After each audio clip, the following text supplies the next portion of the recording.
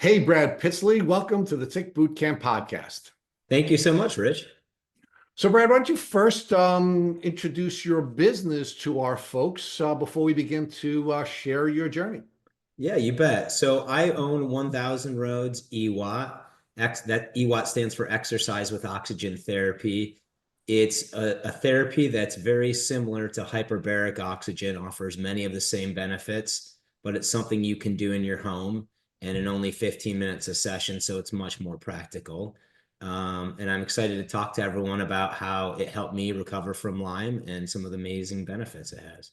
All right. Well, thank you. So let's walk it back. So first of all, where are you currently living?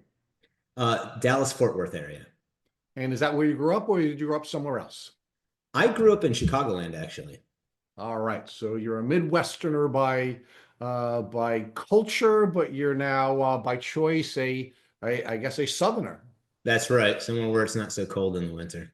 All right. So what was it like growing up in the Midwest?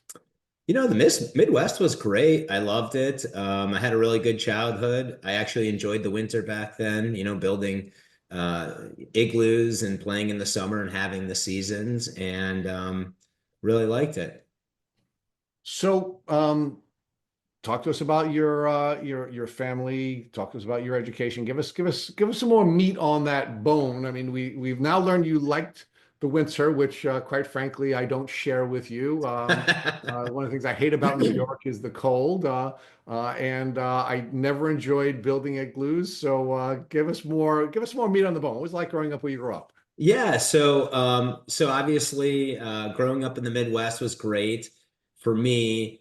When I went off to college, I went off and got a mechanical engineering degree, and I spent about 10 or 15 years in various engineering disciplines, design engineer, quality engineer, manufacturing engineer. My last engineering job was in Chicagoland, was for Motorola.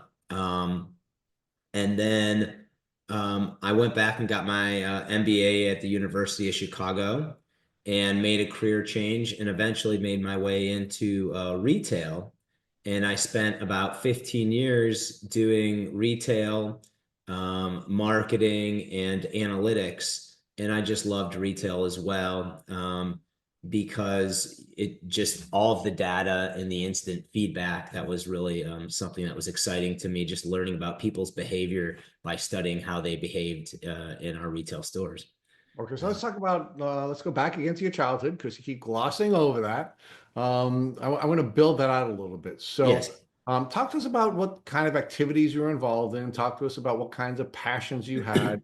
Were you an outdoorsy kid? And what did you know, if anything, about ticks and tick diseases? I was a very active kid. I loved to do soccer when I was young. From second grade through high school, I was a wrestler. So that was an indoor sport, which was great in the winter. I did football. I was always outside playing, and my best friend growing up had a cabin up near Green Bay, Wisconsin, where he had snowmobiles. He had a boat on a lake where we could go skiing and tubing. So I got to do all of that outdoor stuff. Um, but I really didn't know much about ticks, and I really didn't have those concerns growing up in the 70s and 80s. No one really knew much about Lyme disease. And if you look at the maps, there was a pocket of it in Wisconsin and in Minnesota, even back then. It just really wasn't spoken about. And so I can't tell you, I remember one time in my life necessarily ever having a tick on my body. In spite of the fact I was always outdoors playing in forests, running through fields, getting my hands dirty any which way, all the activities that could have exposed me to it. So in that respect, I was pretty lucky. Well, or just maybe not aware, right, Brad? Because you There's were spending a lot tiny. of time there. There are two line belts, and many people argue it's because the bioweapons research that was being done around World War II, which was much larger than the atomic weapons program, was university based, and a lot of the research was being done on the East Coast, and actually specifically at Plum Long Island, Island. off of Eastern Long Island. And a lot of it was being done at the University of Wisconsin, which is in, close proximity to where you were spending time, right? So they really were. We talk about the Lyme Belt on the East Coast, but there's a Lyme Belt on, in the Absolutely. Midwest as well, right? So, and the other thing I would argue to you, just in the spirit of this conversation, is one of the things that Matt, my co-host, often argues is that I'm a tick magnet. That that ticks are attracted to me, and they may be, right? But I argue to Matt, I'm not a tick magnet. I'm a tick checker because I check myself every day, twice a day, for ticks, and I've been doing that since my childhood because I grew up. I grew up in a place where we had ticks on us all the time. We had ticks on our dogs all the time. So because I've been during my entire life tick aware, I don't think I'm a tick magnet. I think we have ticks on us all the time. I think they're just so good at finding us and grabbing us and biting us and sucking our blood and leaving us, that we never find them, right? So we also know, Brad, that 80% of the people who have chronic Lyme disease do not recall having been bitten by a tick. Yes, exactly right. And I don't have any recollection of being bitten by a tick. Um, so when I did get sick, I did start to do a lot of research, did a lot of reading on Lyme disease and the science and how it's passed. And then I started following my symptoms back. And as you speak about childhood, my earliest symptoms happened in second grade that I recall, which was I started to develop psoriasis. And that was the first of a long string of strange, that one persisted pretty much in perpetuity until I got my Lyme under control for my whole life. But I had other symptoms that came and go and went, excuse me. Um, and one of the things I actually trace, so I had Lyme disease and Bartonella as a co-infection. I didn't necessarily have any other co-infections. Um, and I trace my origin back to when we brought a feral cat into our house about kindergarten, because it was not long after that that all the craziness started. And actually, I have other siblings who have Lyme disease now too. So likely something we all got to share in. Yeah, so again, and there are a lot of different reasons why, you and your siblings may all have the disease, and it may or may not be necessarily connected to the cat, right? True. And the cat may be the source of the Bartonella and not necessarily the Borrelia, right? And that's one of the things we should maybe spend some time talking about, right? Um, when I was at the ILATS conference recently, I had occasion to interview the founder of Galaxy Labs, and we've interviewed him a couple of times. Brilliant professor from NC State. And one of the things that he shared with me that I didn't fully understand is how Bartonella could be a tick disease, and we could of course contract Bartonella from a tick bite. But his argument to me was, and we're going to be releasing this in an episode in the very near future. His argument to me was that a more likely vehicle for Bartonella is actually a cat scratch, right? And it's known as cat scratch fever, as we know. And he said what happens is that when the cats have fleas and the fleas leave their body, the fleas will then poop. The poop will have live Bartonella in it. The cats will get the Bart on their claws, and then when it's either cats are kneading you or they scratch you, what happens is it's literally injecting the Bartonella into your body, and now you have this really, really nasty bacteria in you. Now, um, one of the challenges, of course, with Lyme disease is it's a disease without a definition, or at least a consistent definition, and some people argue that it's the CDC definition of Borrelia, right? Others, like us here at Tick Boot Camp, consider it a polymicrobial infection, right? But if it is a polymicrobial infection, as it was in your case, these bugs are working together to defeat your immune system. And one of the things that you shared with us is you had the classic the classic problem with Lyme disease, which is migrating symptoms, right? And Yes. your immune system is now battling these really, really nasty bugs. And then there are other bugs in your system that your immune system could generally manage, which now start to take off. So your psoriasis was not Lyme disease, but it was an indication that your immune system was being suppressed by the Lyme and the Bard and whatever other germs you had, and therefore it couldn't manage the other things that were going on, right? And it's one of the Yes. reasons why so many doctors will suggest that our illnesses are in our head, because we have all these migrating symptoms and all of these changing presentations, which are really just a symptom of immune compromise. Yeah, and that's a tough situation for all of us who've had Lyme, is to walk into a doctor and not be believed.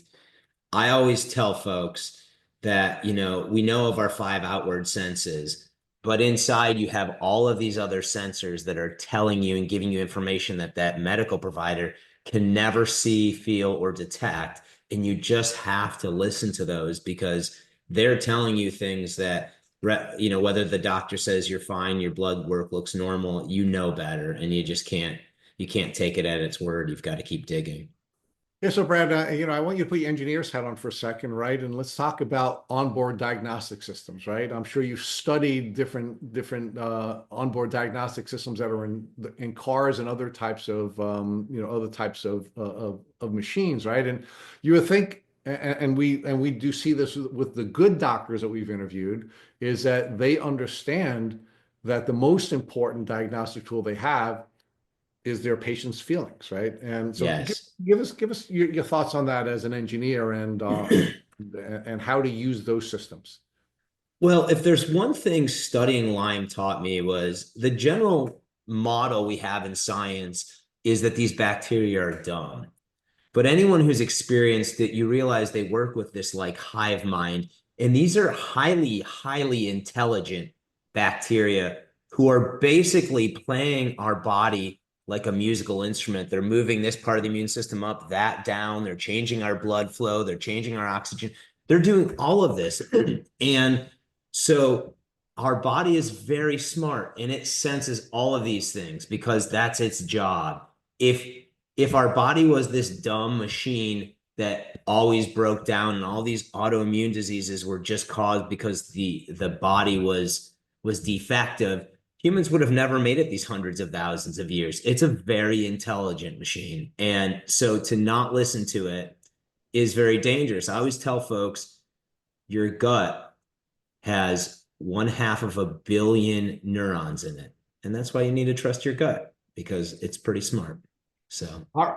So now let's talk about your migrating systems, because you began to share with us that you were dealing with psoriasis and it was something that you couldn't control until your Lyme diagnosis. But what other kinds of health issues were you dealing with? What types of doctors did you see, and what type of diagnoses did you receive? excuse me. Um, I had a variety of strange things such as, I had my lymph nodes swell up when I was, I believe, a sophomore in high school. So bad it was in my groin, and I couldn't lift my leg up. And I went to a doctor, and they did a lymphdectomy and a lymph biopsy to see. And they said, "Well, it's not cancer," and they sewed it shut, and on I went, sort of thing. Um, in high school, and then again in college, one time I recall I went to the bathroom and I peed pure blood. And I was like, there was no pain, there was no discomfort, but it was very shocking and startling to I was like, oh my God, what's going on? I went to a doctor, and they're like, a urologist, and he's like, he diagnosed it as exertional hematuria. And I said, what's that? He said, Hmm. oh, you're just peeing blood because you're exercising too hard. I'm like, that, it didn't make any sense to me, but it didn't hurt and it went away. I had weird various skin things that would come and go, rashes and different things like that. But really, it wasn't until, probably about 2010, 2011, How old were you at that time?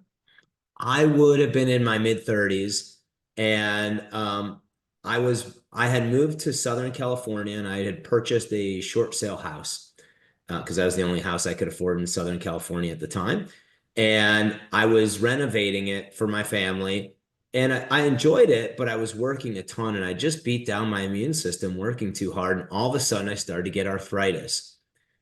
And so that was the start of a real downward spiral. It was in my hands. I went to a rheumatologist. The rheumatologist said, "Oh, you have psoriasis? It must be psoriatic arthritis." And he put me on a variety of drugs. They didn't work. And then he put me on different drugs, and they would work for about 6 months. And then they would stop working, and then he would double the dose on these. And these were immune suppressing drugs. And then I would have another 6 months. But every time they'd stop working, I would be in a worse place than where I started. So I just kept getting worse and worse because, well, I had an active infection and I was suppressing my immune system. Right. So, Brad, The let me ask you a question about before we move too far, Yeah, too far along. You said that you were renovating a house, and the renovation process caused you to become exhausted and ultimately more immune suppressed than you had been before. that's Um, right. we've heard stories like this in the past that are quite frankly similar, where people buy a house that has some burrs on it, and they go through the process of trying to renovate the house, and they find themselves in a moldy environment. And mold is an unbelievably Mhm. powerful suppressive spore.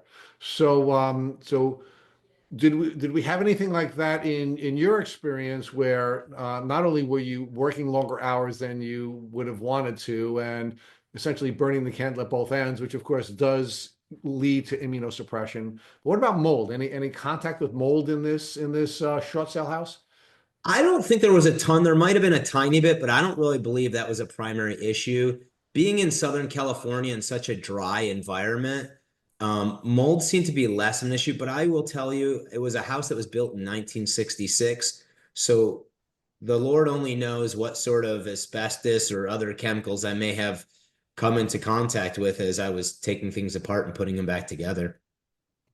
All right, so let's move forward now. Before I brought you back again, let's move forward now. So talk to us about what was happening with your health, because you're now sort of in this battle where you have immune dysfunction. It's first presenting as psoriasis, now it's presenting as arthritis, and your healthcare professionals don't seem to be looking for the genesis of the immune dysfunction.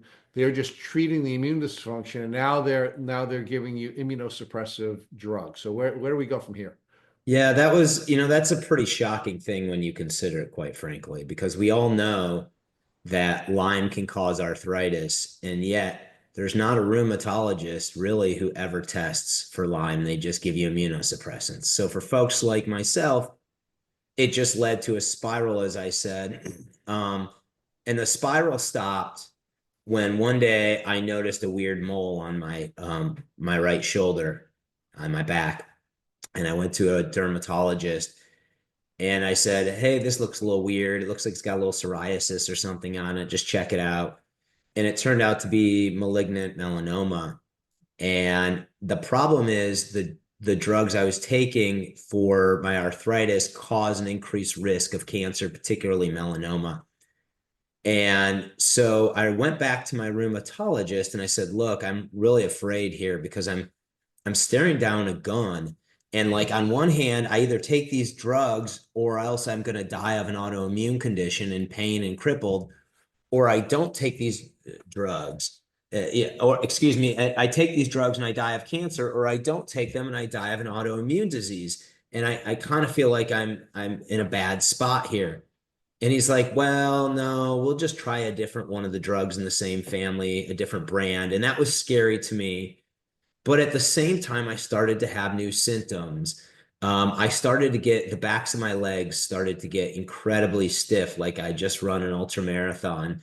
And I would get up every morning and I'd go in the shower and I'd turn it as hot as I could possibly tolerate and try to reach down and touch my toes to stretch my legs.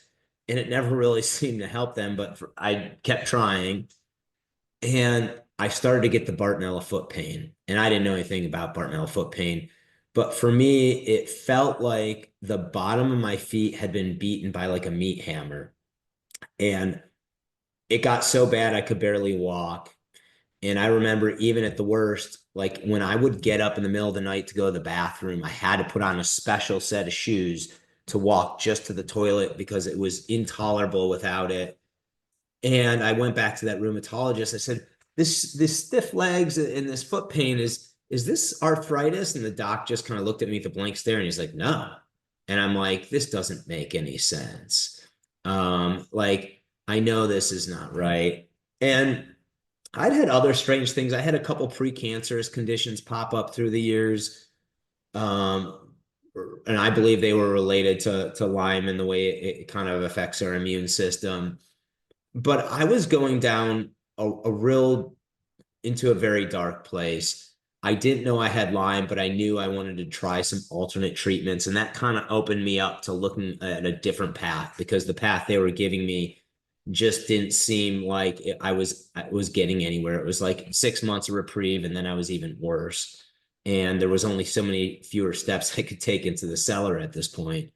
So, Brad, let Uh, me ask you to talk about this dark place, right? Because there are some other classic presentations of Bartonella that we hear about here on Tick Boot Camp. yep.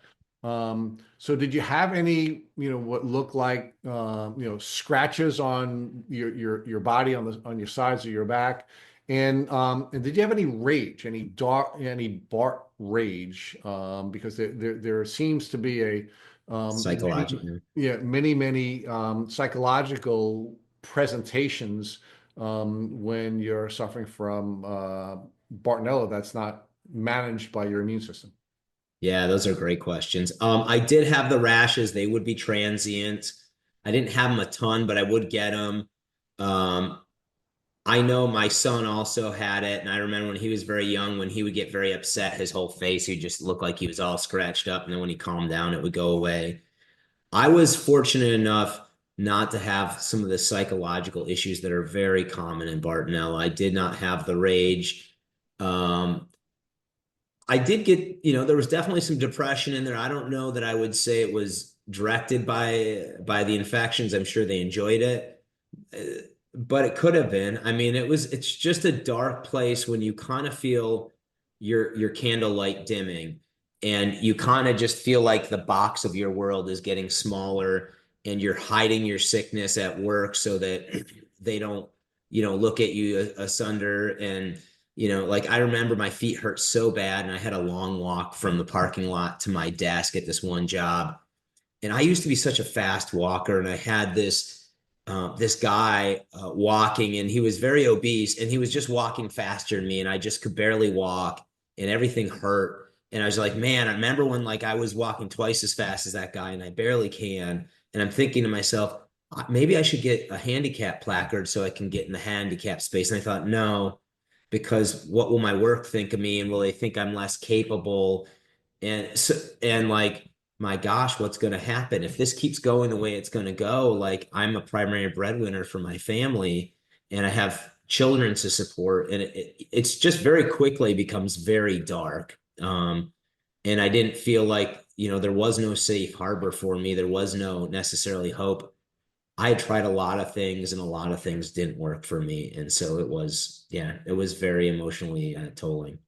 Yeah, and of course, remember there are a lot of different reasons why why we have these psychological presentations when we have Lyme disease, right? It could Yeah. be the bugs in the brain, right? Yep. It could be the neural pathways being changed as a result of the experience, whether whatever the experiences are, or whatever the challenges are that you have. You have inflammation, right? But your body is dealing with the inflammation and all of the autoimmune diseases that you were dealing with, and all of the immune dysfunction you're dealing with certainly was going to cause a lot of dysfunction. Or it just could, for example, be the the presentation of the Bartonella, in your individual arena, or it could have been a lot. It could have been so many different pieces of this, right? Well, and that's what makes them so smart is it becomes this flywheel that the inflammation causes you to be more depressed, which causes your immune system to go down, which causes, and it just becomes one of these self-fulfilling things. that it comes, you just keep going deeper and deeper into the well, as I say. Yeah, yeah. So, we talk about Dr. Horowitz's three I's of immune dysfunction, right? Infection and inflammation, right? And they That's just sort right. of all pile on one another, and one gets worse, and and it really is, really is, really, really challenging when you have all these germs dog piling on you, some of which are related to a tick bite, some of which are not, just germs we're picking up and part of our microbiome are now in your case. It was just sort of like one after another, right? I mean, Yeah. it seems like your system is fighting off the Lyme and the Barton, doing a pretty good job of managing as best it can, but then all this other stuff is taken off, right? Yeah, yeah, it was just so tough. And I mean, you know this, you've talked to so many people when you just can't get on the floor with your kids or you need to take a nap for 3 days, but you just can't find the energy to be present for your family. It's a big toll for people. It really is. And people who are outside of that can't fully understand that. So you shared with us that you have children, you are the primary breadwinner in your family, you're really struggling even to walk from the parking lot to your place of work. But you also shared with us that you had this sort of, interesting educational experience where you had your degree in engineering, and then you decided you were going to pivot and you were going to get a degree from the Harvard of the Midwest. You're at the University of Chicago, so I mean, you're accepted into a great school, and you get through the great University of Chicago. So how'd you do all that? I mean, how'd you manage all that while you're dealing with all these health issues? Yeah, when I was going to University of Chicago, it was part-time while I was working for one company and then later Motorola. And I was pretty healthy at the time. I did start to get some weird things. I had mentioned I hate the cold, and that's because about that, right before that time, I started to get Raynaud's syndrome, which is where you basically in cold weather, you lose all the blood circulation in your extremities. And like all I remember thinking then was like, geez, if my car ever stalls out, I always had those chemical heaters in the dash because I was like, I could lose a limb. Like this is not good. That was another kind of autoimmune, like weird thing. But other than that, I was doing pretty well at the time and managing my stress, I think. Like I said, it wasn't until I piled on all that physical labor, and didn't give my body a break that it really started to spiral for me.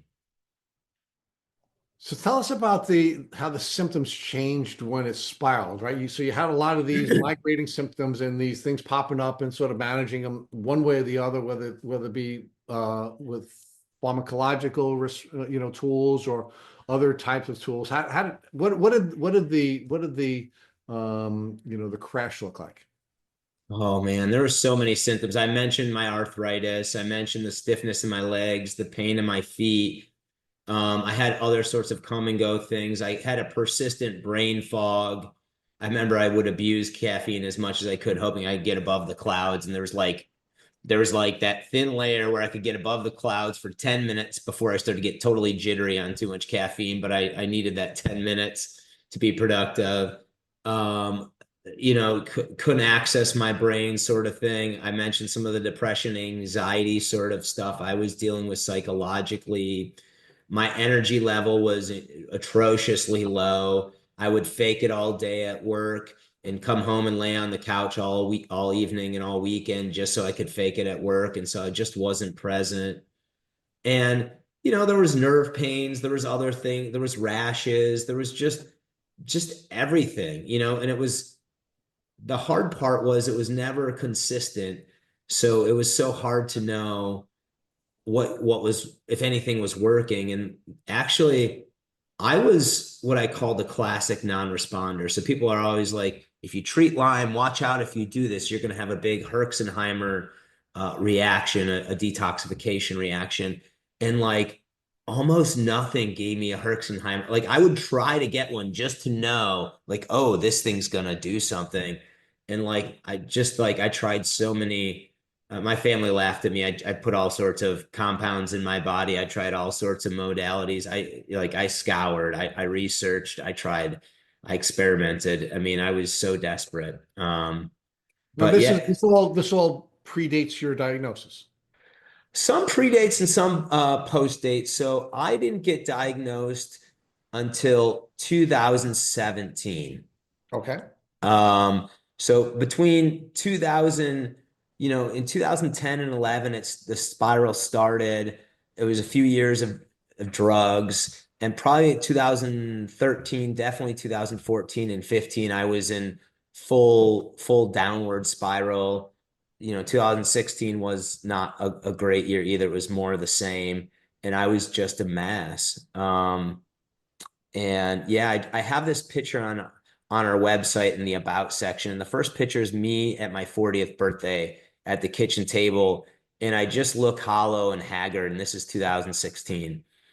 And and then I have a picture of me a year later. This is after I'd done EWOT, and you can see like the life and the spark had come back to me. But I see that picture, and it just reminds me of that dark spot where you're just like, I'm just faking it. I'm just phoning it in.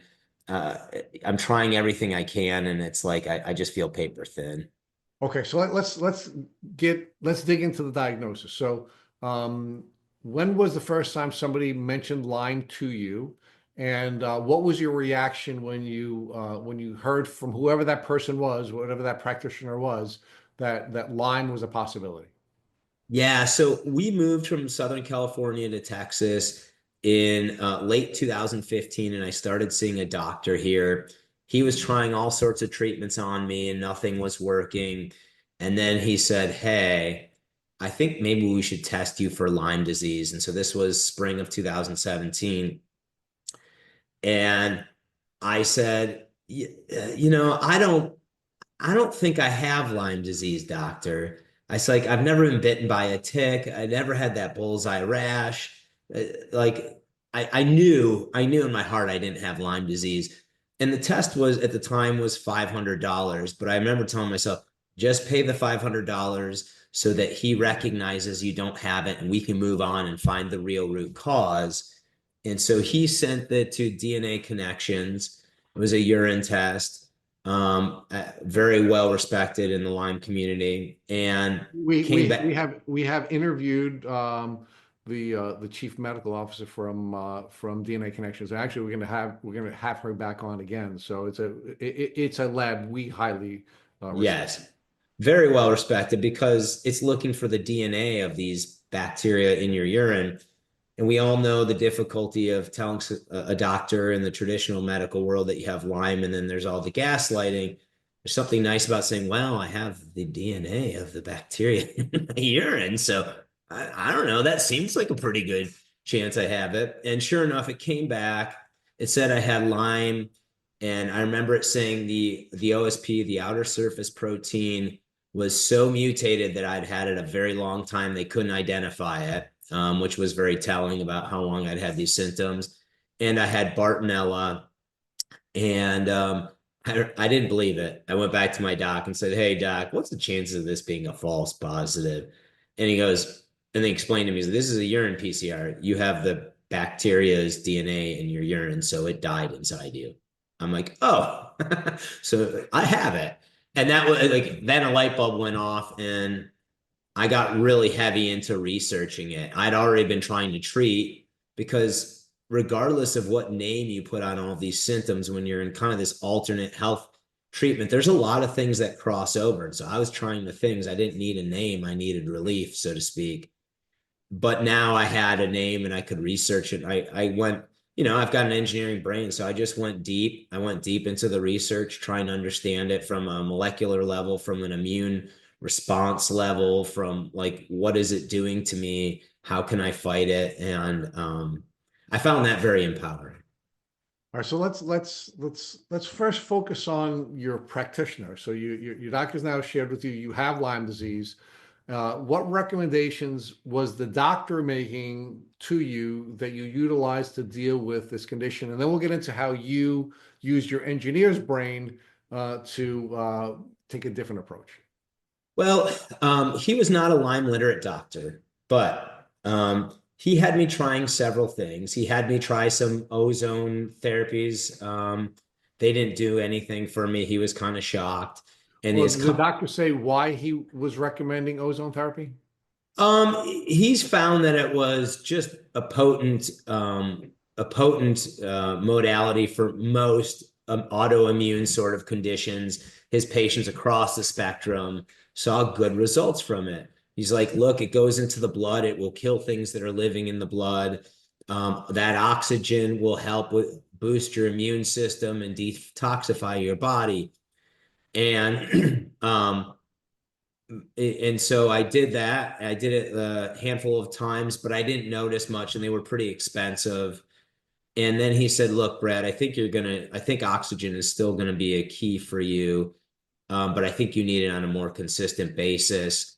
And his recommendation was I either did hyperbaric oxygen or I did exercise with oxygen therapy, which at the time I had never heard of. Um, but that kind So this doctor believed in oxygen therapy. So first he recommended ozone therapy, and he told you that the ozone would kill the bugs in your bloodstream. Mhm. He told you that it would be immune modulating, right? So another issue that you were dealing with. Um, and he told you that it would help you with detoxification, meaning ridding your body of the dead bugs that were going to be killed by the ozone therapy. But that didn't work for you. It didn't have any positive benefits for you. But your doctor argued to you that that he still believed that oxygen would be a helpful therapeutic intervention, but that there were other modalities of oxygen therapy. So one was now hyperbaric oxygen. So did you try the hyperbaric oxygen? And if you did it work? And if you didn't, why didn't you try that? No, I didn't try it. I went home from that appointment and I researched both. And I started by researching hyperbaric because I'd heard of it. And I'm like, well, I'm rather do the thing I've heard of. And what he was suggesting, and there's been some research of hyperbaric helping with Lyme disease. And the protocol, and I don't recall it exactly, but I believe it was something like 8 weeks, 7 days a week, hard shell hyperbaric. There's two different flavors of hyperbaric. There's hard shell that can only be done in a doctor's office, and that goes up to the pressure level goes up to 2.3 atmospheres. So, as a point of reference, at sea level, we experience 1 atmosphere. So, meaning it was 230 percent or 130% more than we experience normally. Or you can do the soft shell only goes up to like maybe 1.4 or 1.5, so maybe 40 or 50% more pressure than we typically experience. But so for Lyme disease, you need to use the hard shell, and it's 8 weeks straight. And these sessions were anywhere from 300 to 500, and even in some cases 700 a session. He said I could get a deal. He knew someone in Florida who I could get a deal potentially from at the time. Uh, and but I'd have to go fly out and live in Florida for 8 weeks and figure that out. I just knew that it wasn't realistic to manage to keep my job if I was going to be spending an hour and a half in a chamber plus pressurization, depressurization, transportation there and back. And certainly not if I was moving to Florida. This is before COVID when we didn't have so many flexible work options. My company wasn't going to let me work remotely for 8 weeks. So I'm like, this is a non-starter. It's going to cost me 50 to 75 grand. I don't feel like I'm confident enough in it to have that experiment, and I don't have the time. So I turned my attention to exercise with oxygen therapy, EWOT, and there were a handful of companies selling it at the time. They were selling it for somewhere between $10,000 and $25,000 for a setup. And their websites had a lot of hyperbole and marketing, and it was very glossy marketing. And as someone who'd spent a bunch of time researching, it didn't feel like there was a lot of meat on the bone there. I didn't feel a whole degree of confidence. And I'm So just Brett, like, yeah, give us some insight into. So we know that that the first intervention you talked about is they're taking your blood out and they're processing the blood and putting it back into you, right? So yep. pretty heroic therapy when when you think about it, right? The second option you had was to essentially go inside of a tube, and that had some practical problems for you as a dad and as a primary breadwinner, and having to take 8 weeks off from work, and that had some other issues. So now give us some more insight into the EWOT, and what is it? What is the process? No needles in your arm, no you in a tube. What is it? It's actually really simple. EWOT is simply you do 15 minutes of cardiovascular exercise with a mask on your face that you're breathing near pure oxygen. And that's it. And in those 15 minutes, because you're exercising and your heart is beating, your body can take in as much oxygen as it does in 90 minutes in a hard shell hyperbaric chamber, or about the equivalent of what we take in 13 or 14 hours of our normal life. So it's a massive amount of oxygen. And I always say the hardest part about Lyme disease is the ceremonies, counting the pills, the 15 minutes in the sauna, and then the 20 minutes doing this. And like, that's the great thing about it is it's relatively quick. Anyone can find 15 minutes to do it. And I just don't think it's practical for most folks to do something for an hour or an hour and a half on an ongoing basis. I think you can do it heroically for a couple of weeks, but it gets very difficult. So it's a pretty simple process. The other thing I would say about it is a lot of us, when we have Lyme disease, we have difficulty with exercising. And it's like, oh, I don't know that I can exercise. The interesting thing is that when you're breathing the oxygen, you'll notice that the exercise is easier. And to feel like the same level of exertion, you actually have to increase the resistance level on your treadmill or your bike or whatever you're using. So we often have folks who start it who are using it for a variety of different conditions, and they can be very sick. And maybe at the beginning, they're walking on a treadmill for 5 minutes sort of thing. But very quickly they see their endurance increase and they can do it. So it's yeah. So that's what it looks like. I'd not heard of EWOT, quite frankly, before I started researching you in anticipation of this podcast. And there are a couple of things that I found to be very exciting about this new therapy that I was introduced to from the blessing of meeting you.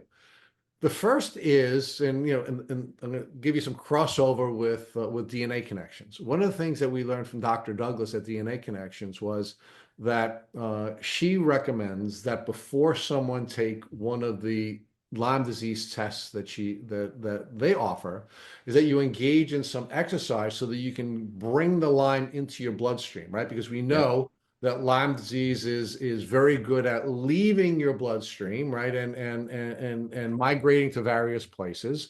Yeah. And so what you want to do is you essentially want to coax the Lyme bacteria into your bloodstream so that it's testable.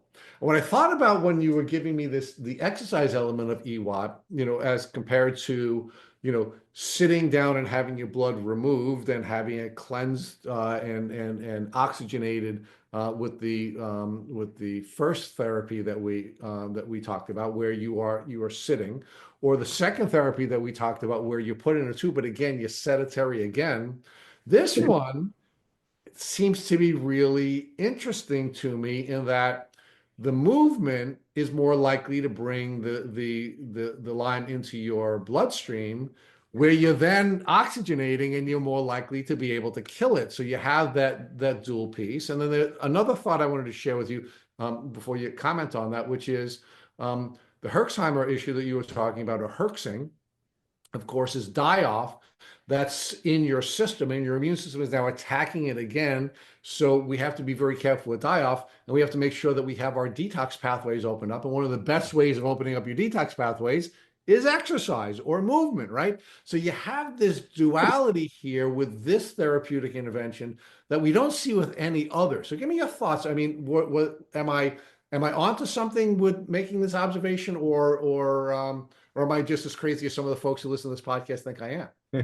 No, Rich, you're very astute. You're right about that. And, EWAT is an amazing detoxifier. And actually, more than killing the Lyme or anything, most people have come to realize that is detoxifying the body so that all of our systems can work appropriately. So a few things. It's great at detoxifying. let's put it this way, 70% of the detoxification that your body does is actually through your lungs, and that's not well known. Number two, if you want to get complex chemicals, metabolic waste products, a variety of different things, and detoxify them out of your body, the way your body does that is it oxidizes them. And what that means is it uses oxygen to break those chemicals into simpler things that our kidneys, our liver, and our intestines and detox organs can eliminate. And so oxygen is a great detoxifier in that respect. There's actually... Can we pause for a second and just talk about detox? So generally here at Tick Boot Camp, we define detox as getting stuff out of your system. So you're pooping, you're peeing, you're sweating, you're breathing, right? And we really don't focus enough on the breathing piece, which is, again, another reason why I'm so excited to interview you, because you're now sharing with us that 70% of our detoxification is actually breathing, which is, so it's the overwhelming majority of our detox, but we really don't focus on it enough. So thank you for sharing that with us. Yeah, absolutely. It's and and see, the other thing you were pointing out is exercise. So we all, as you study Lyme and you get into it, one of the things you realize is Lyme and the co-infections gunk up our immune system, and they love to make our lymph sludgy and not flow. And then it makes us feel sick and tired. And all we can do is lay on the couch, and our lymph system doesn't have its own pump analogous to our heart pumping our blood.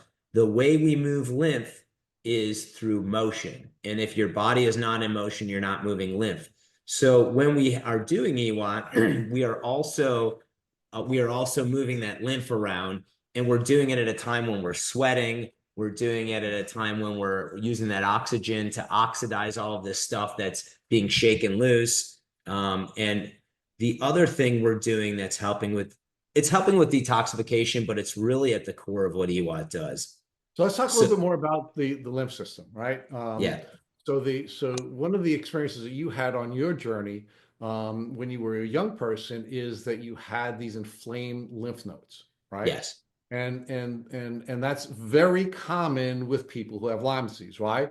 Because Lyme wants to attack your lymph nodes, because the lymph nodes is where your immune system is beginning to make the changes in attacking the altered Lyme disease, right? And one of the things that you shared with us is that the protein structure on your on the Lyme on your Lyme was altered. Meaning, what's happening, of course, is that the longer that we have these bacteria, the more likely it is that they're going to be exchanging proteins, so that it makes it more difficult for the immune system to function, right? So all these bugs in your system are now working together and trying to fool your immune system. And how your immune system responds to that is, as it gets the signals from the changes in the protein structures of the various bugs,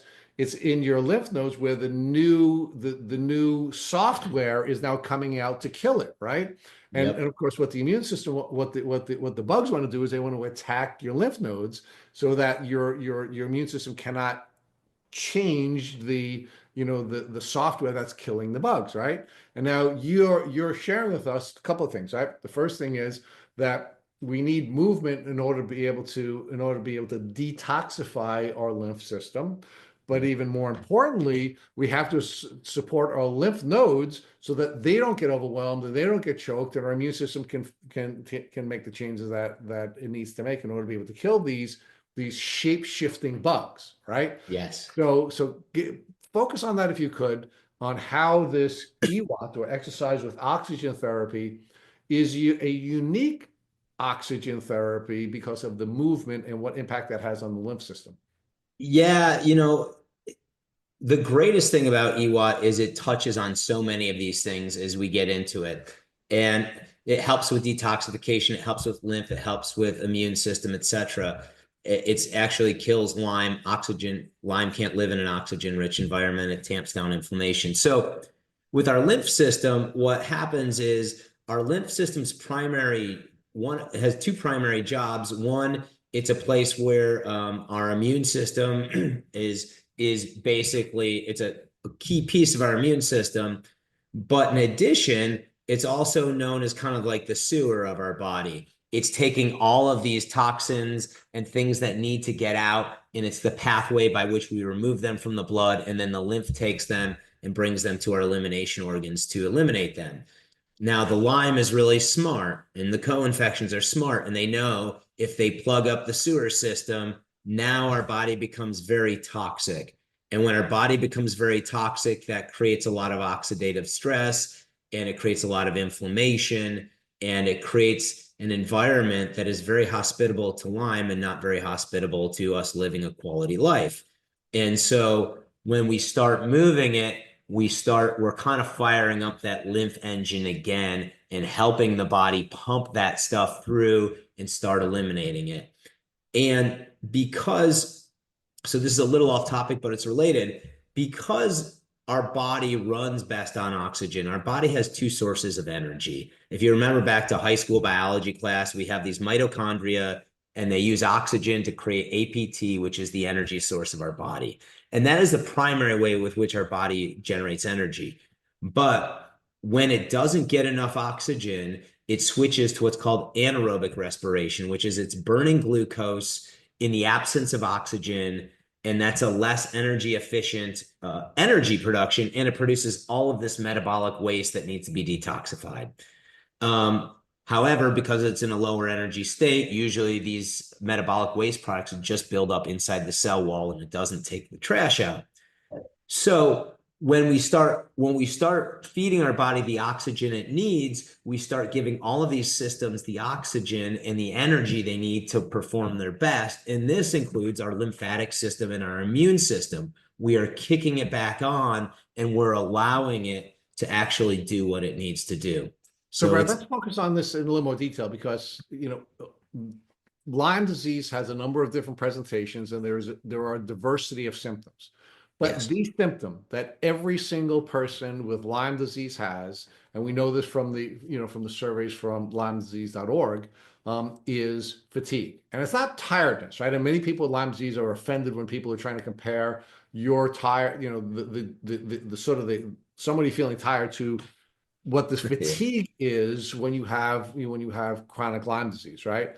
yep, And the you really did a beautiful job of describing what's happening in our cells, right? And what's happening with mitochondria, which is of course the powerhouse of our cells and of our body, right? And when it's in it when the uh, our cells are in a high oxygen environment, our mitochondria are functioning at more efficiently, and we have more energy, and it helps us to overcome the fatigue that everyone has with Lyme disease, and in many cases the brain fog that people have from Lyme. yes. So I'm going to say everyone with Lyme, I'm going to just tweak it a little bit, has fatigue and they have inflammation. So if we take the Lyme out of it, if we look at every one of us, every year past the age of 25, we lose 1% of our body's ability to use oxygen. And this doesn't really, most of us don't notice it at 28. But when you get to 65, the reason why you're a lot less energetic is because of this. And EWOT was actually found when there was a gentleman in Austria and Germany named Van Arden did a bunch of research in the 1960s and 70s. And what he found was the reason for this is we have inflammation inside of our blood vessels. In our capillaries that are thinner than a human hair, they will swell shut and the red blood cells cannot get through there. And what as we age, and all of these downstream cells now become anaerobic, and it's a lower energy state. So now add Lyme to it, and you can imagine this is happening all over our body at a greater and greater rate. And Lyme and Bartonella and even Babesia, they love attacking the endothelial cells that line our blood vessels and causing inflammation. That's actually how they gain access deeper into our bodies.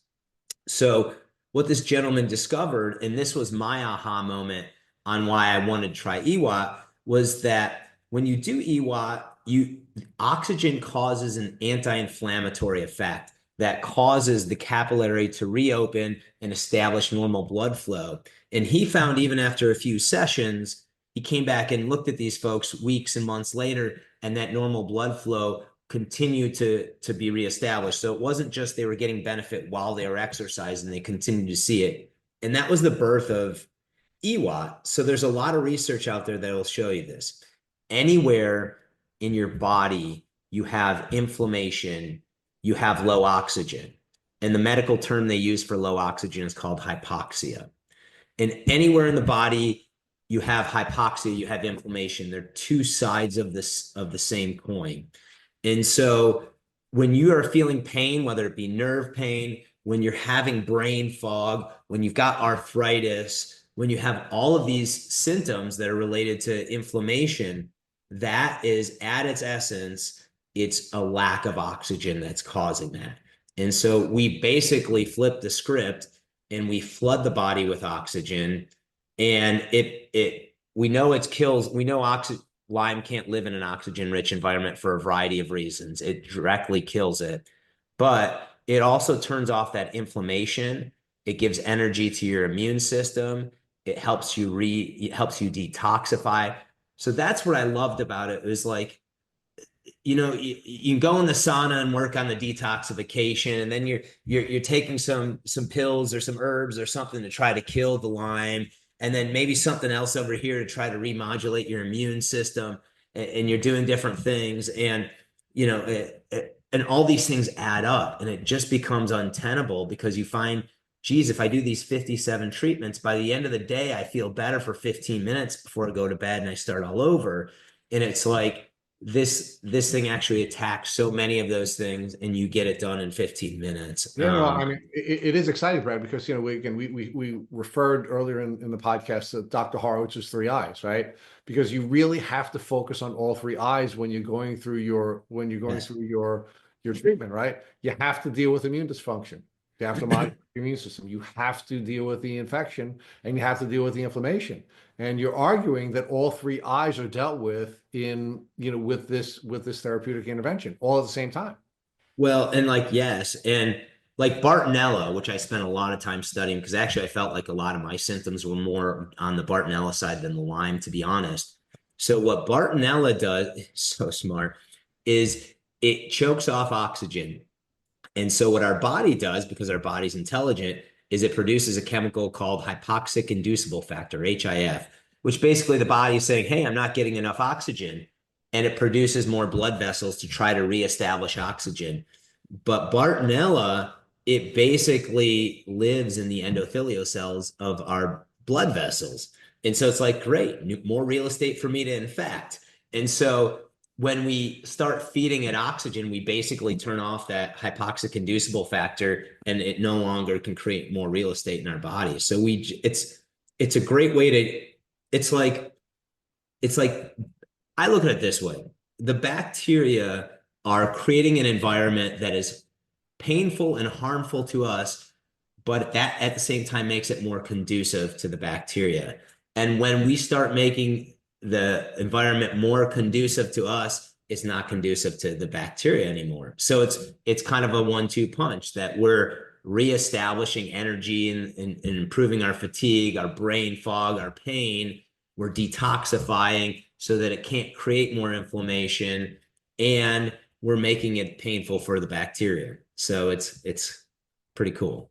Very exciting, so we've now geeked out on the biology underlying the therapy, but let's come back to the recommendation. So your doctor said to you, "Hey, Brad, you really should think about this EWOT." The engineer geeks out. He does all of his research on the different options, and he finds this EWOT. So did you try it, and how did it work? Yeah, so I didn't trust the companies, that because of the hyperbole I'd mentioned, because of the high price tag, I just couldn't get myself to buy one of these systems. So I did the research, and I started to believe in oxygen as a potential thing for me. And I ended up putting my engineering degree to work, and I built my own system just for me. And about a year later, I ended up back in the doctor's office. He's like, wow, you're looking a lot better. And I said, thanks, doc. And he said, oh, are you doing oxygen like I told you? And I said, yes, I am. Thank you for that recommendation. And he said, oh, who'd you buy it from so I can tell my other patients? And I said, doc, I didn't buy it. I just made my own. And he looked at me like there was a horn growing out of my head. He was shocked. He's like, really? He's like, would you consider making it for my patients?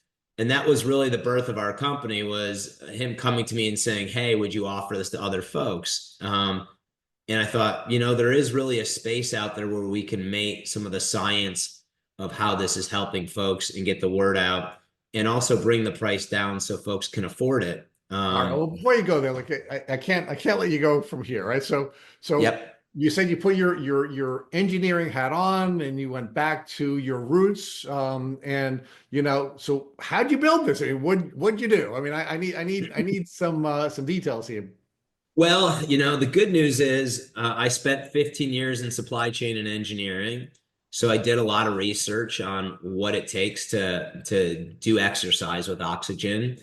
And basically, I went out and I sourced pieces and parts and, cobbled something together that would work. All right. Well, And give us details. So where'd you go? What'd you find? How'd you put it together? I mean, God, oh give, my gosh, it was everything from the device itself that produces oxygen is called an oxygen concentrator. So what an oxygen concentrator does is it takes the oxygen out of the room, which is 21%, let's say at sea level, and it purifies it up to 93% oxygen. So okay. these are things people with like COPD, um, emphysema, etc. use. They need it. It's like, it's critical for life for them. Um, so you need to get one of these devices, and they're mostly medical devices. But if you find your way around on the internet and you search hard enough, you can find someone selling, a used one, sort of thing. So I found myself a used one. Um, Now the challenge is an oxygen concentrator there's two sizes of them. There's two capacities. One can produce 5 liters of oxygen per minute, and the more common one will produce 10 liters of oxygen per minute. But the challenge is when you're exercising, you can easily use 50 or 60 liters per minute. So you don't want to have 6 of these machines and you're blowing your outlet and, making all sorts of noise and you heat your room to 95 degrees. It just doesn't, it's not practical. So what you do is you use this machine to fill a large reservoir. And the reservoirs we sell, for instance, are 1,000 liters. And to give you an idea how big 1,000 liters is, you all can think of like what a 2 liter bottle of pop is, soda, 50 of those. So it's like 6 feet wide and 5.5 feet tall. And it kind of looks like a pillow, if you will. And you fill that thing with 1,000 liters, and then you hook up a hose to a mask and you breathe it. So I had to find medical hosing and tubing. I had to find food grade stuff that we can make the reservoir out of, and I had to find a mask. Now the mask requires some special sauce too, a little bit. So on the mask, it has what's called a two-way non-rebreather valve, and all that simply means is you can imagine this reservoir has a hose hooked up to a valve. Every time you inhale, the valve opens to allow the oxygen in. But when you exhale, that valve shuts, so none of your exhale gas goes back into the reservoir. Another valve opens and you breathe out into the room. And so some of these parts just aren't common. It was a lot of hard work, Googling, talking to people, just, scouring the globe, quite frankly, to find these pieces and parts and put it together. And but when your life's kind of dependent on it, you're willing to go that extra mile and figure it out.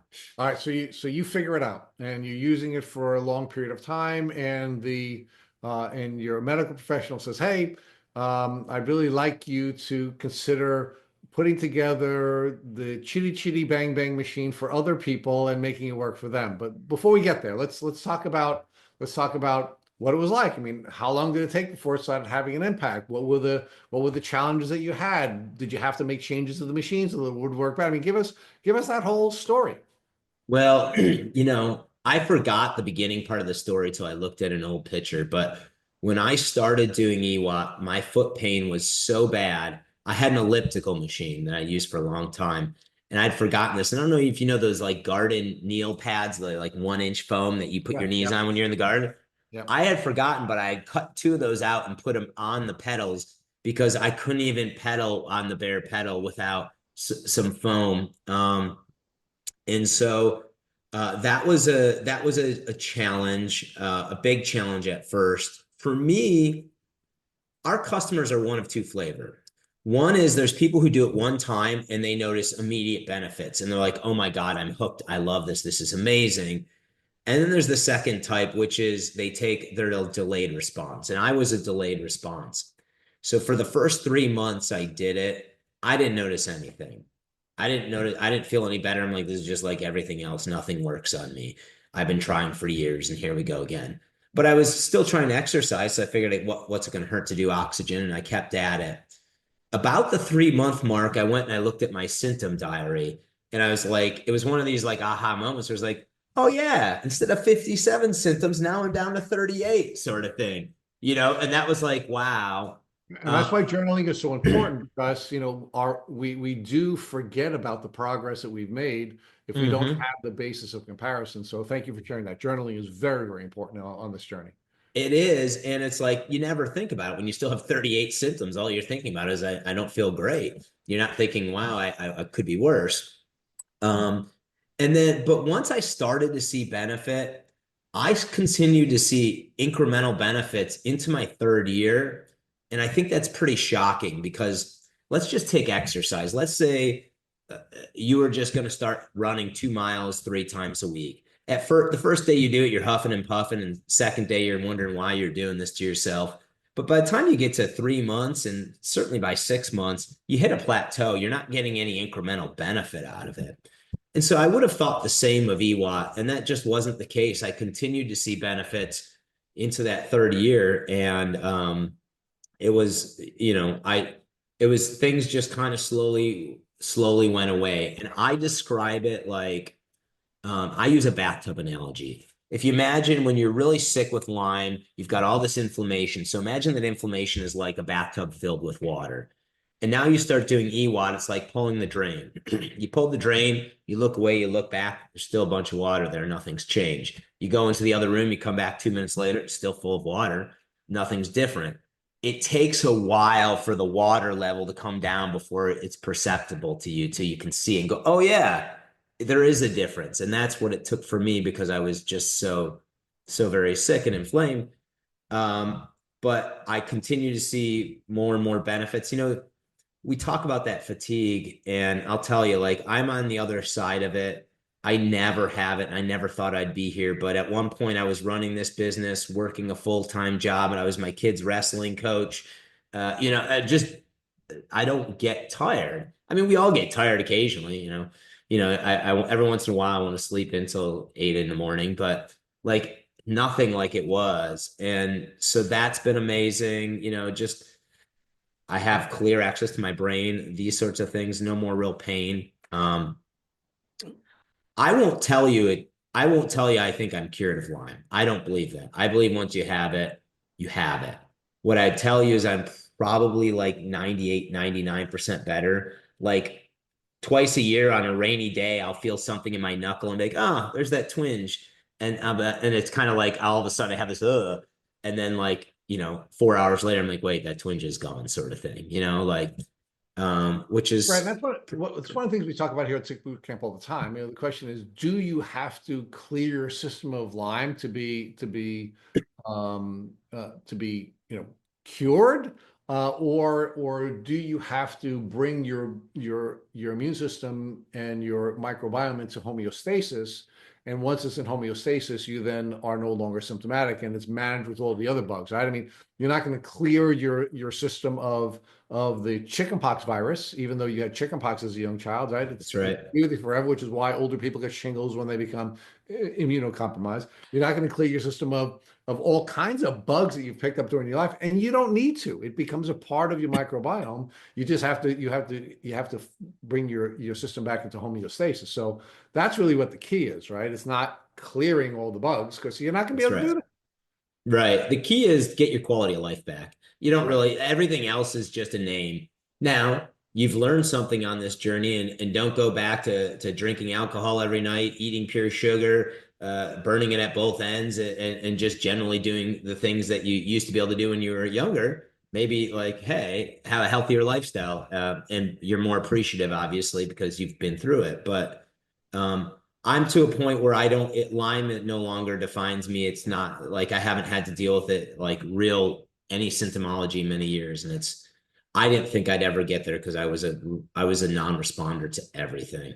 So, Brad, let's now talk about what we call the transformation, right? And Yep. one of the observations we've made here at Tick Boot Camp is that every single person we've ever interviewed, literally everyone except for one, so over 499 to 500 people, or something like that, has said that they would not give back the journey if they could. That it was a very important part of their lives. And it's really because of the transformational nature of this, right? And what we see with folks is that because we're physical beings, because we're emotional beings, because we're spiritual beings, right? What has to happen is that we have to go through the stresses of this journey to receive our anointing, Yes. for us to find our purpose, to find how we're here to serve, right?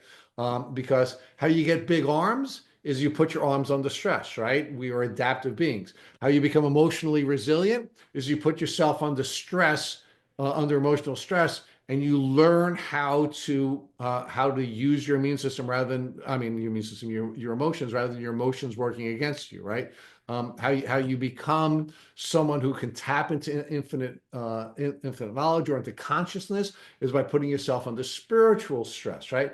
And what this journey does is once you embrace it, is it puts you under all the stresses, and you now locate your anointing.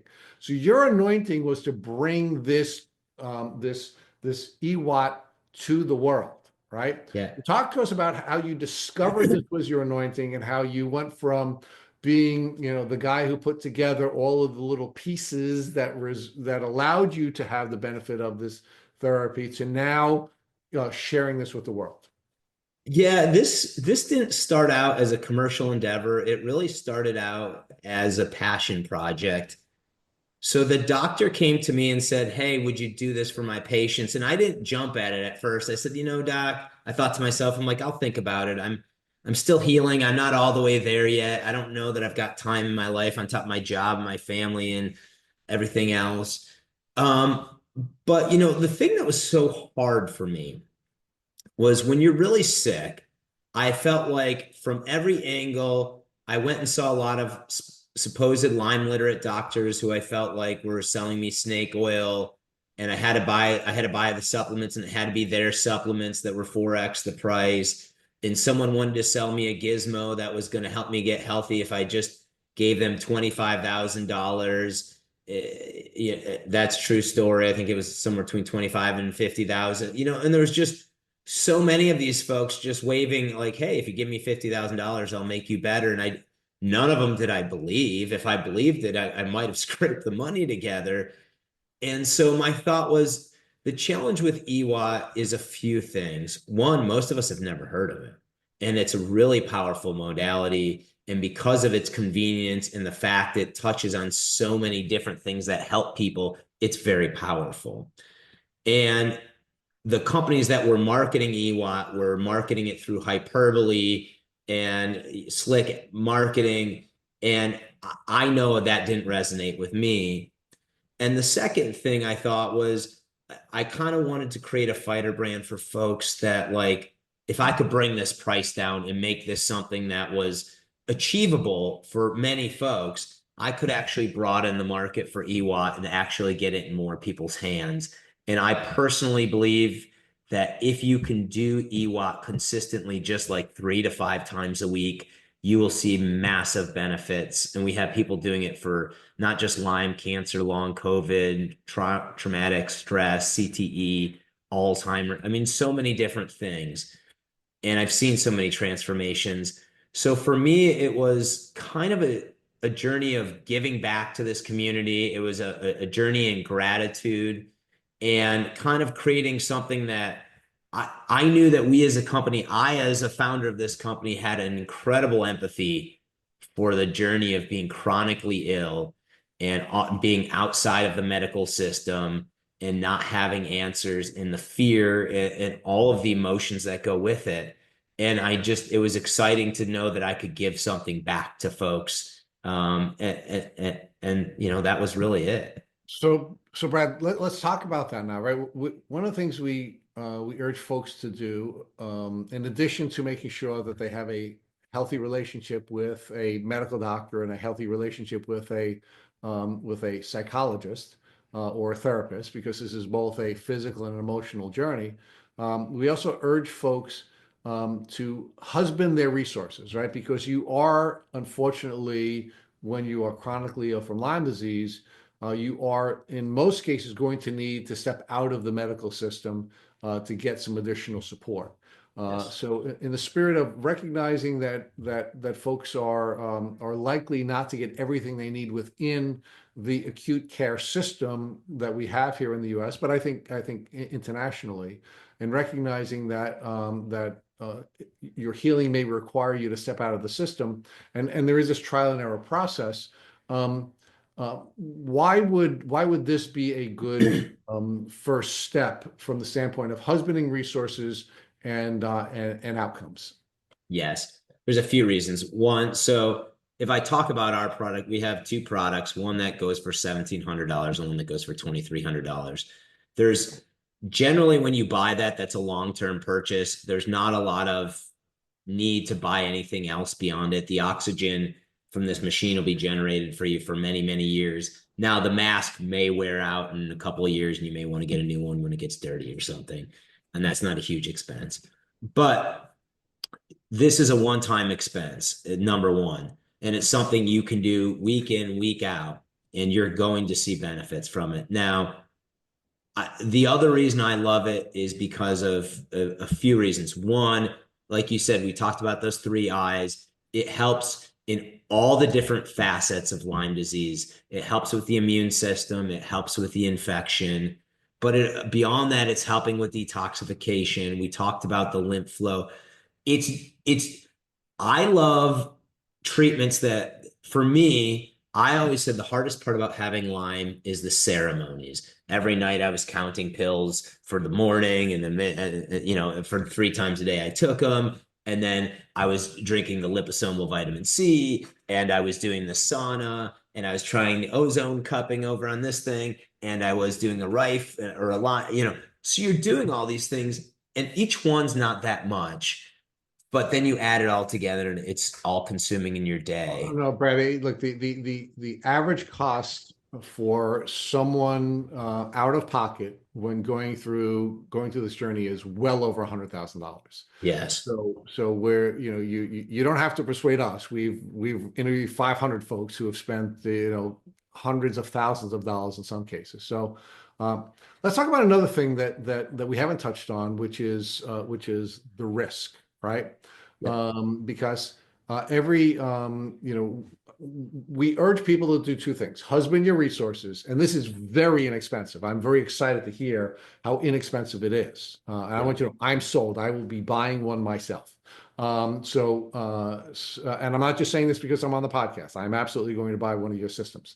But the second thing that we want to look at is before we get to some of these heroic therapies, what is the risk level of something we're doing? And we urge people to make sure that you're doing the least risky in the beginning, right? I mean, there are some times when we have to step up and the risk increases. But this sounds like there's no risk at all. And if there is, please tell me what it might be. I'll describe 3 risks I think are worth considering. The first risk is Herxenheimer. When people who are very sick start, if you start too quickly, we often can get a Herxenheimer, both because it can kill off a bunch of Lyme, but also because it can start to free up a lot of toxins, and now they're in your bloodstream. and it's overwhelming your elimination organs. So if you're very sick, we often say start slow, and it's okay if you just do 1 minute on your first day and maybe Yep. you're walking or sitting and build yourself up. I would say you never want to run through the front door with Lyme. You want to kind of sneak in the back so it doesn't even know you're doing it. So let's stay there for a second, right? Because one of the mistakes that a lot of people make is they take the position, I want this journey over quickly, and, Yes. and anyone can stand on their head no matter what, and Yeah. they push themselves too hard. And we've had a couple of folks that we've profiled on this podcast where they push themselves too hard. And Mhm. because they pushed themselves so hard, they ultimately became very, very sick because they weren't listening to their body, right? So one of the things you have to do, and we've touched on this already, is you have to recognize you have an onboard diagnostic system, and when your system is saying Yes. that you don't feel well, you have to walk it back. This is a gentle marathon, not a sprint, Thank and you you. can't put yourself in that situation. So the first risk is that you're not Yep. It, modulating the approach and you're not modulating your expectations about how quickly this is going to take, and you don't listen to your body and you push yourself too hard. So that's the first thing, that you must listen to your body and walk it back if you're starting to hurt. So give me the second one. yep. Okay, the other two are related to oxygen. There are two risks related to oxygen. The first risk is oxygen is not flammable, but it's an accelerant. So what I mean by that is it's not like gasoline. If you lit it, it would blow up. But what it does mean is if you already have a fire burning, it'll make it burn hotter and faster. So don't put your EWOT system anywhere near sparks. Don't smoke cigarettes around. Hopefully you're not doing that on your journey anyhow. So I just bring that up generally. You don't want to be smoking or have open flames near your EWOT system. Can Let's you not burn have, down. Yeah, let's not yeah, burn down our house. Yeah. yeah. Now, can you have it in the same, you want to do it in your garage and your water heater's 10 feet away? Yeah, you're fine. But don't, so that's number one. There's another risk with oxygen in general. There's a such thing as oxygen toxicity. So divers who go down very deep can get oxygen toxicity. What happens is the oxygen gets trapped in the bloodstream. So if you were sedentary and breathing oxygen, maybe for like a day or more, you could get oxygen toxicity. And actually, it's one of the things they have to monitor when you're doing hyperbaric oxygen, that you don't do it too long because you can get oxygen toxicity. With EWOT, you cannot get oxygen toxicity for two reasons. One is our reservoir is 1,000 liters large, and 1,000 liters is not enough to give you oxygen toxicity. But the other thing is that when you're exercising, your body is producing a massive amount of carbon dioxide. And that carbon dioxide is not just waste gas. It actually creates pressure inside your blood vessels that drive the oxygen out and into the tissues. And it's a benefit to us. And because of that, even if you could do EWOT for hours on end, you couldn't get oxygen toxicity. So I bring this risk up because as you start to research oxygen, you will hear about oxygen toxicity. So really what we're left with, as long as you're not using it near sparks and flames, the only risk of EWOT is that if you do too fast, too soon, you can have a Herxenheimer. So I always recommend slow and low and build yourself up and listen to your body, just like you said, Rich. Such wise words. So how can folks find out more about your company, and how can they purchase this product if they're interested in doing that? So our website is 1000roads.com, all spelled out, ONETHOUSAND ROADS.com. You can go on there and find our systems. One of the things I think that differentiates us from some of our competitors is that we are always there to help our customers, whether it's on the pre-sale side. If you have questions, you can call or email us, reach out via our contact form. A real person will get back to you quickly. And even after you purchase it, we often have customers come back and say, hey, here's where I am. Can I do it this way? Or what do you think about this sort of thing? So we're always there for our customers. Again, that's because we come at this from a position of empathy, having lived this, and we know you got this brain fog, you're barely functioning. How the heck do you do this thing? And sometimes you just need someone to hold your hand and walk you through that tunnel a little bit.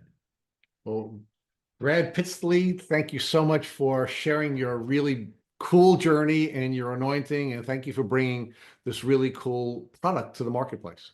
Thank you so much, Rich. I really appreciate your time.